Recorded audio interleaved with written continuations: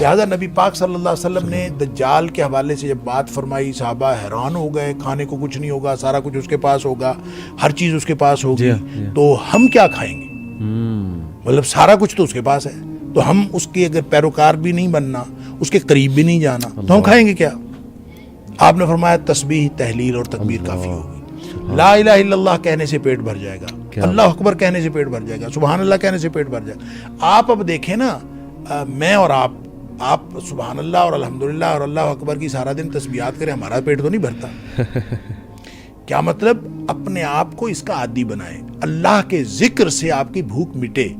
جب آپ اپنے آپ کو اس طرح کا بنا لیں گے تو پھر آپ سمجھ لیں کہ آپ نے دجال کے مقابلہ کرنے کے لیے پھر آپ کو تیار کر لیا۔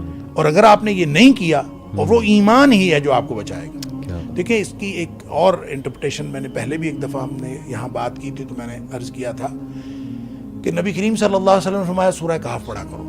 آپ نے فرمایا میں ہوا، میرے ہوتے ہوئے نکل آیا نا، اور صحابہ ڈر گئے تھے نا، تو آپ نے فرمایا میرے ہوتے ہوئے آ گیا تو میں اس کے ساتھ لڑ لوں گا تمہاری، میں اکیلا کافی۔